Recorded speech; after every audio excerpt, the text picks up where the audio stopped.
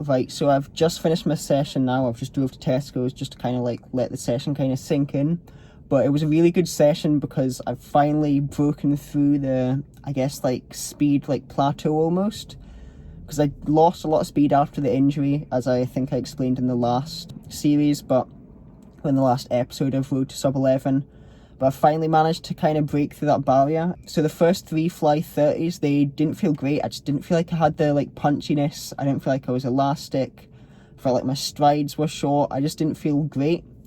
So then the final one, so someone came down, they were like lacing up, getting warmed up, and they looked like they were quite fast. So I just kind of like, that was kind of like in my mind, and I kind of knew they were like down there at the bottom watching me start. So I kind of was like, right, I'm going to really push as hard as I can. So like out the blocks, or not even blocks, out the kind of like 2-point stance, I just felt really fast, really racy. It felt really good. Didn't know if I'd actually kind of beaten the time I'd previously done, but it did feel really good. So I was kind of hoping it would. So then I'm walking back, I see 3:13 for the fly 30, way faster than I've done before. So that's it's just over a tenth quicker than last week's fly 30. So I'm really, really happy with that. I think that's me got my like mojo back, and I'm ready to kind of start attacking sprint training with that intensity every rep now. So looking forward to see how I kind of can progress from this point here. Hopefully next week I can go even faster again, but we'll see. So yeah, I'm just really happy with that, and I thought I'd just like update you quickly now.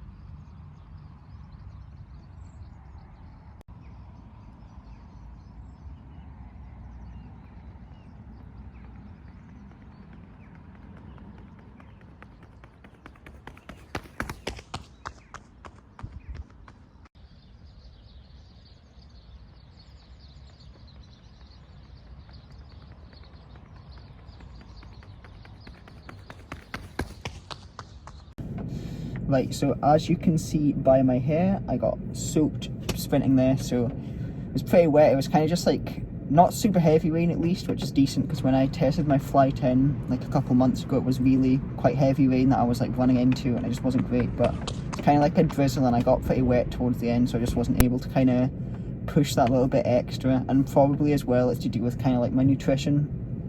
That's probably something I need to really work on, is like fueling up like properly and fueling up efficiently before actually working out, because I feel like that's something I don't really do. So that's maybe somewhere that I should look now to kind of like improve that and make sure that when I'm going into a session I've got the right kind of fuel in me. But I ended up running a 3:13, so here's the splits there. I don't know if you can really see that. I'll try and focus it. So I don't think you can really see that, but it was a 2:11 Fly 20, because I have the 3 different cones now. So it was a 2:11 Fly 20, and then a 1.02 like 10 meter bit for the full Fly 30, which gave me a 3:13 for the whole Fly 30, which isn't too bad. That matched the same PR that I've done in the past, like a couple of weeks ago. And one kind of big thing that I improved today was the fact that I was resting longer, because before in my fly sprints, like I do a Fly 30 max effort, then I just go and hit another one like 5 or 6 or 7 minutes later, and I just wasn't giving myself quite enough rest.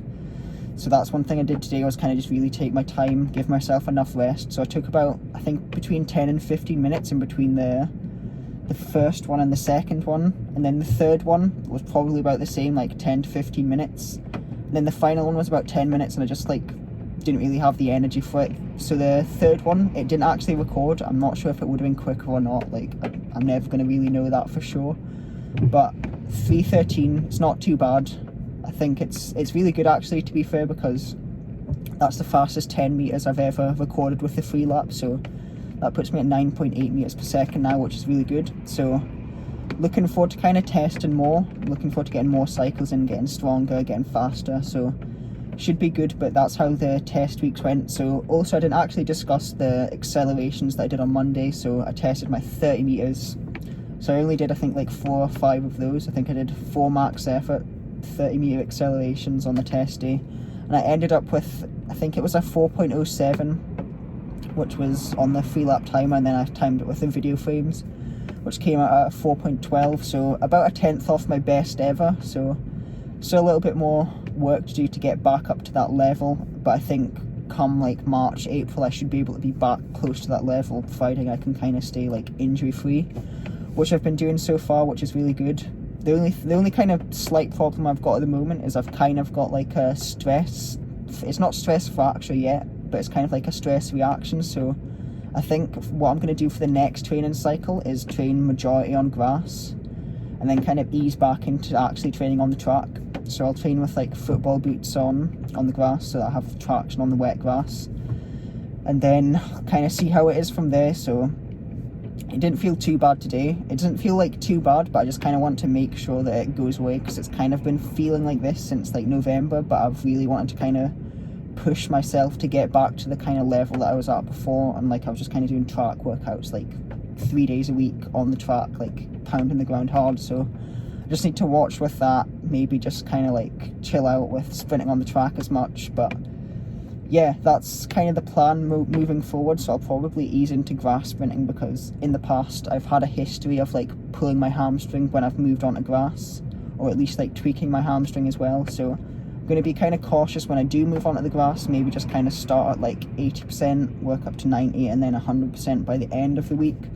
But I'll kind of just wait and see how it actually is, if it heals miraculously overnight, which I'm very doubtful of, but kind of just play it by ear. So that's about it for, I think, like basically, well, on the 20th of January, so we've still got more sprints to go, but that's it for the kind of like tests that I'm going to be doing in January. So the rest of it will just be like, I'm going to assume I'm going to go back into a strength cycle, but I'm not quite sure yet. So find that out on Sunday morning, because that's when my training will be updated. But yeah, so should be quite good. Probably be doing some resisted sprints in the next cycle, which should be fun.